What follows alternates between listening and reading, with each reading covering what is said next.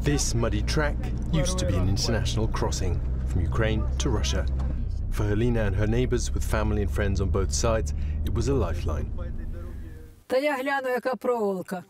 I want to check what kind of wire they've put up.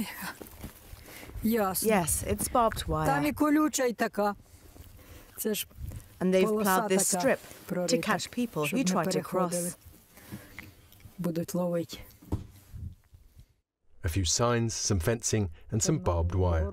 It might not look like a particularly well-defended frontier between two countries in conflict, but it's certainly a big change for people in this part of eastern Ukraine, who until a few years ago could drive across the border without as much as showing a passport. My neighbour has his elderly mother down there on the Russian side. It's only 6 kilometers from here, but now he has to do a huge loop and travel 10 times that to pass through the border post. When the border fence was first built a few years ago, Helena tells us, relatives would come and stand on both sides to talk over the barbed wire. It's this closeness, these personal ties, that mean that many here aren't ready to believe that armed conflict with Russia is even possible. We hear all the scary things on the news, but I just can't imagine it affecting us here. There's no animosity between us.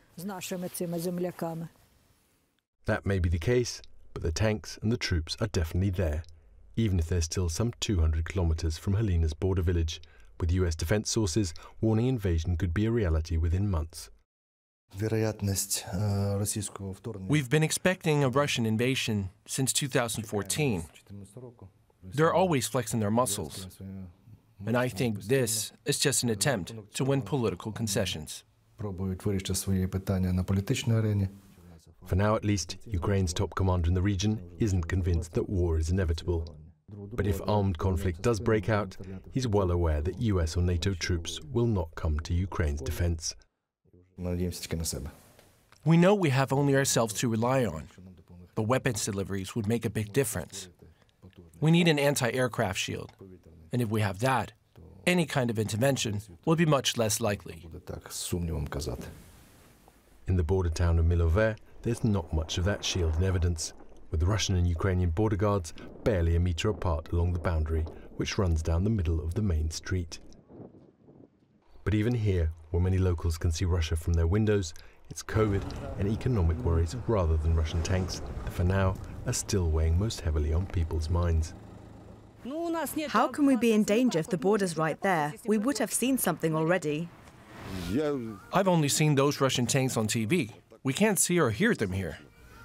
No tensions here. As negotiations between Washington and Moscow to resolve these tensions go into overdrive, the people on the ground in eastern Ukraine seem unwilling to believe that the threat of war is real until they see those Russian tanks with their own eyes.